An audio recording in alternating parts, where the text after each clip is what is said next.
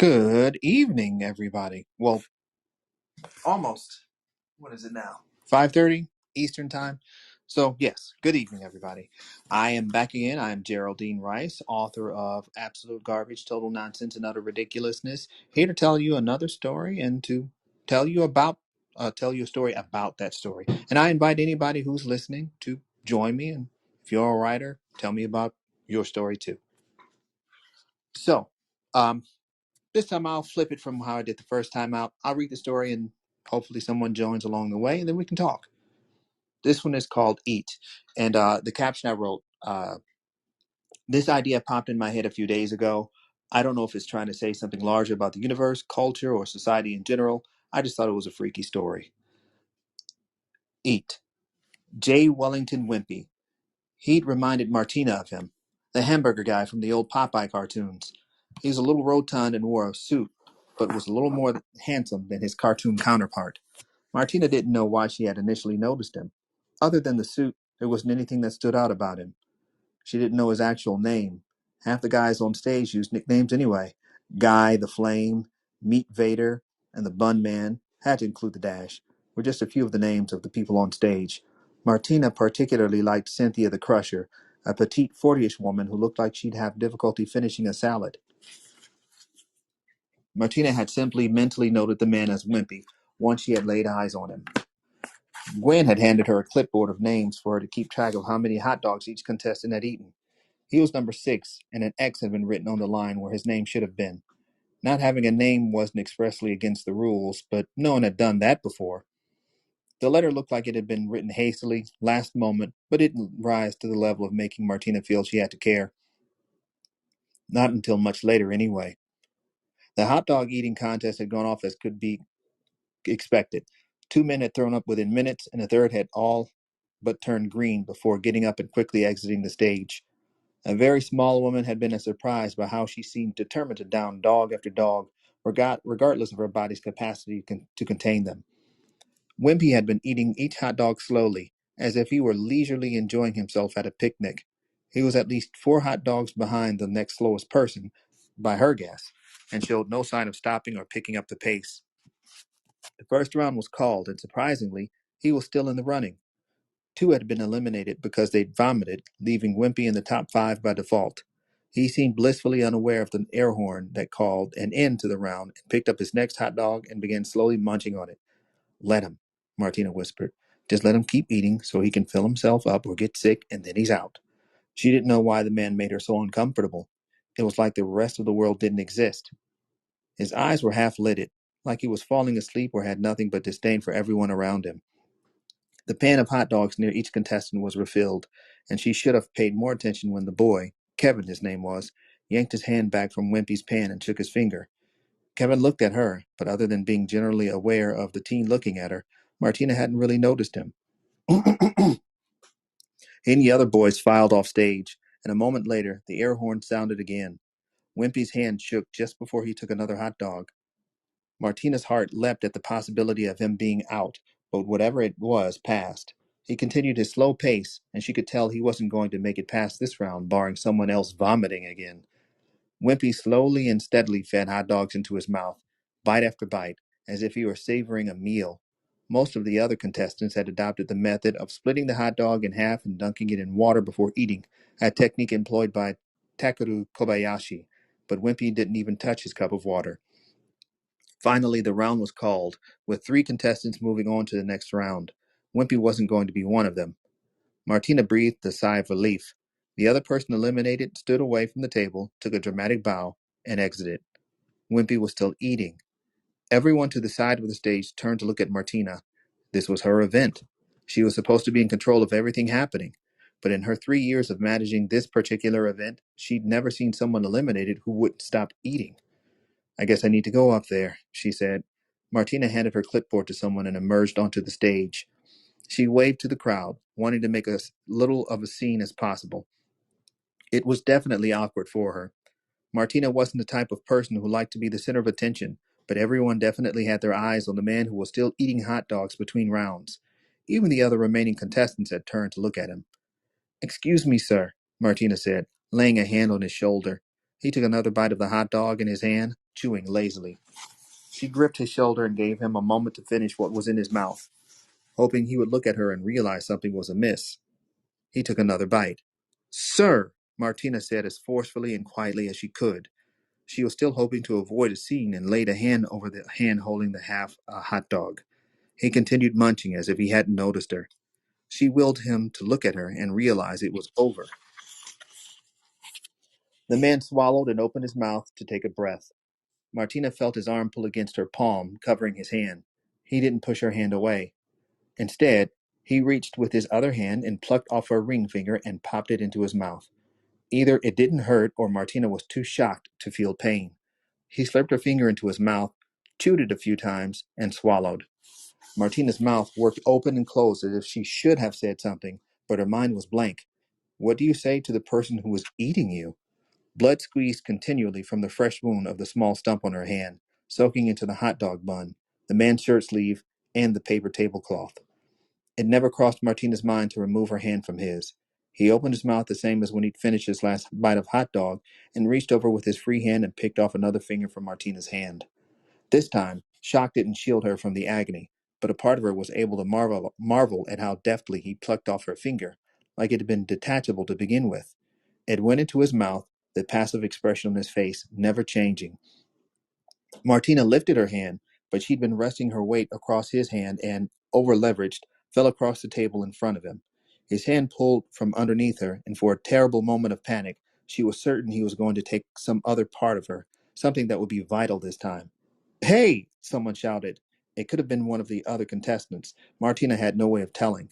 There was a degree of shoving and grunting as she tried to rise from the table, but her palm slipped in the puddle of blood, and she smacked back down on her chin, clicking her teeth together and biting her tongue. Martina rolled away from him, not caring if she fell off the table and the good 8 feet or so to the ground. But she bumped against a solid barrier of flesh. "We got you," Kelly, her assistant, said. "We got you." Martina turned her head and saw the two of them, Kelly and Kevin, and realized they were girlfriend and boyfriend. She'd been working with and around these two for the last 3 weeks and couldn't believe she hadn't noticed before now. Martina looked to where Wimpy had been sitting and saw an empty space where his chair had been. 2 contestants were still seated, staring in shock between her and where several men must have been pinning the man to the floor. She looked at her 3-fingered hand and chuckled once. It didn't look real to her. Then Martina was gone. She woke up in the hospital. They hadn't put her in a bed, or maybe they had, and she'd just been in and out of it so long they'd eventually transferred her to a wheelchair. "How long have I been here?" Martina said, groggy. She held up her wounded hand and saw it had been bandaged to the wrist. Somewhere around the end of her hand, it itched, but the sensation was so distant it was nearly non-existent. She had to have been on something to keep her calm, because the sight of her hand minus an index and pinky didn't seem extremely out of the ordinary. Whoever was pushing her didn't answer, and Martina supposed that might have been because she hadn't spoken loudly enough. "Where are we going?" she asked. "Tina, I'm sorry, but I need you to come somewhere with me." It was Sheriff Andy. The two of them had dated off and on over the last 2 years or so. Nothing acrimonious between the two of them. When he gave her that look and she was in the mood, they did something. Sometimes something might last up to 2 weeks before they went their separate ways again. She did her best to crane her neck to look up at him behind her, but her neck was stiff. Andy must have taken her gesture for an inquiry. "It's the jail. The man, we still don't have a name, was there since he attacked you." Martina's rational yet disconnected first thought was, why would you take me to see the man who ate 2 of my fingers? Cognitive enough to realize she was high as hell, she didn't pick up on Andy referring to the man in the past tense. By the time they got to the police station, even Martina could tell Andy was visibly disturbed. He'd always been a self-assured man, to the point of being arrogant. The version of the man that climbed out of his police cruiser and opened the rear door to let her out looked afraid. "Is everything okay?" Martina asked. Instead of answering, he shut the door behind her and let her inside. This late, there was normally a skeleton crew of about 4 people, but as far as she could tell, everyone was here, and they all had that same expression as Andy. Martina absent-mindedly scratched at her bandages, wanting to ask what was going on, but nobody would make eye contact with her. Martina wanted to ask why she was here, The police were the experts in this situation. They were all here. She ran a resale shop and managed a few events at the yearly fair. Why did they need her? Dirk Malloy opened a door for them, leading to a maze of corridors she knew went to the jail cells. Martina had only been down this way once, on one of those evenings when the skeleton crew had been particularly thin, but they went past all four cells to an old door she'd assumed was to a janitor's closet. Andy took the set of keys off his belt, fished out the one he needed, and unlocked the door. He took a deep breath, his wide back rising and falling. "What's wrong, Andy?" Martina asked. He shook his head. "Nothing, I think. I hope. I just need you to see it too." He opened the creaky door, stepping aside to let her go first. "I'll wait here. Just call if you need me." Martina's alarms finally began sounding through her drug-infused haze. "You aren't coming?" Andy shook his head and cast his eyes to the floor. Martina didn't move for a long time, looking from the sheriff to the long flight of the stairs, lit by a lone, naked light bulb. She couldn't believe she was doing it. Despite trusting him, this had been a strange day. Was it still the same day? As she descended the stairs, Martina realized she had no idea how much time had passed since the contest. She paused midway down and turned to look back at Andy. There were a lot of questions floating at the edges of her mind, but they were just out of reach. "I know it's scary," Andy said, "but I promise it's okay. It's safe now." A question floated in from the periphery. Safe now? What did that mean? But she was still in the haze of the pills she'd been given, although their effect was waning.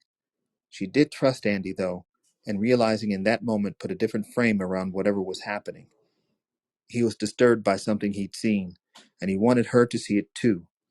Martina walked into a room she could only have guessed was the original jail cell when the building was constructed. The floor was stone and had a unique grit underfoot. As she walked, there were 3 cells down here, each with iron bars from floor to ceiling. The first 2 were empty. Martina realized with sobering intensity that the painkiller she'd been given was rapidly wearing off. She could feel the sweat pricking her brow and wanted to turn around and go back upstairs. "What do you see?" Andy called from upstairs. His voice was tinny and sounded slightly farther away than it was. Martina passed the divide between the second and third cells and saw no difference between it and the prior 2. Wait, half beneath the bed was a hat. It had to have been the same bowler hat Wimpy had had on. But there was no Wimpy. There was no way they would have just let him out. Martina spun around, certain he was right behind her and would start with his remaining fingers on her hand.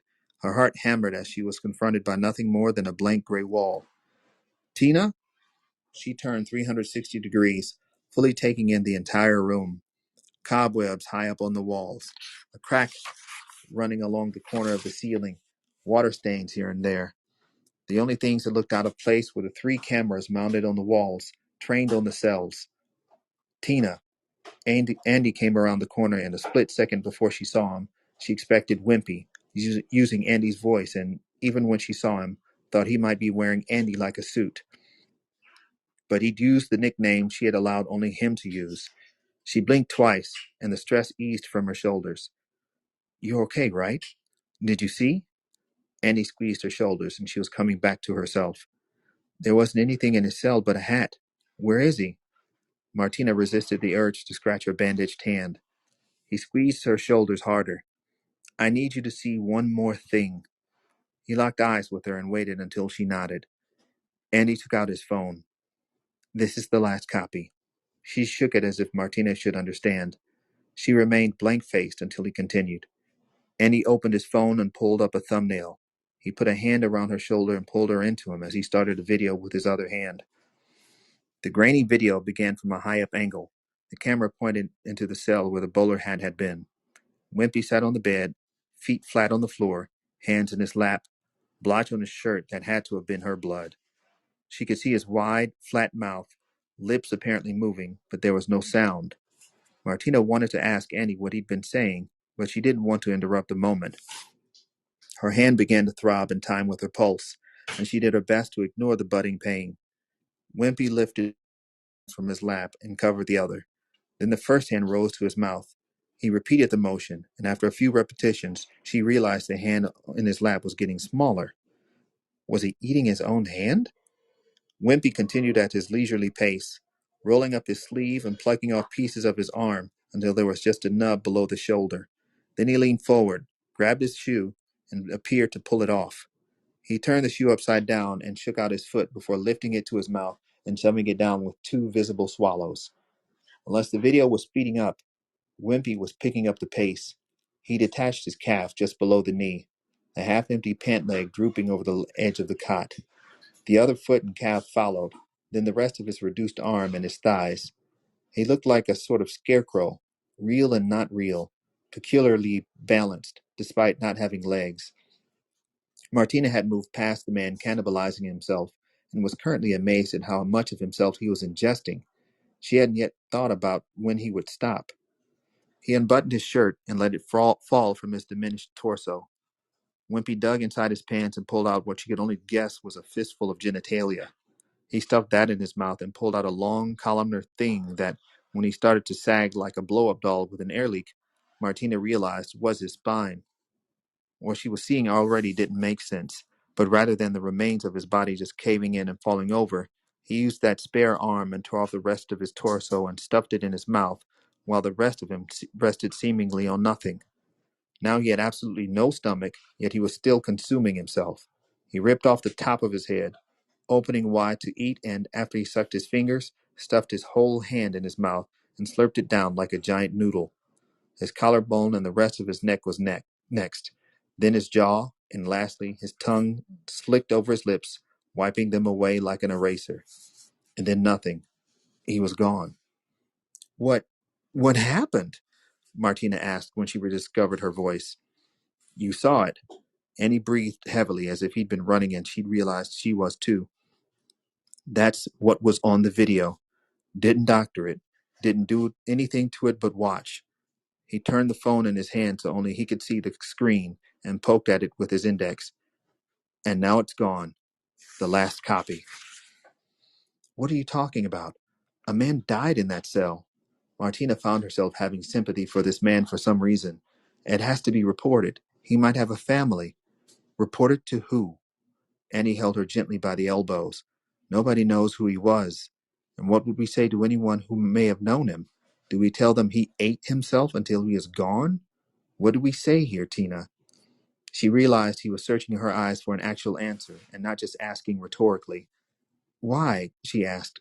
Why me? Martina had the impression none of them could believe what they had seen and were looking to get to understand for some reason. Annie let go of her elbows, his mouth a grim line. He reached into his jacket pocket and pulled out a glasses case.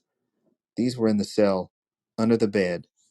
The itching in her hand ramped up to burning. Martina looked back and forth between his haunted eyes and the case. He held it out to her, a mild tremor in his hand. She took it and he took a step back. They're yours, he whispered. Whatever was inside was heavier than a pair of glasses. Annie didn't help as she struggled to open the case. She dropped it twice before she was finally able to pry it open. Inside were her index and pinky fingers. They were moving. That's the end of that story. Hope you all enjoyed it.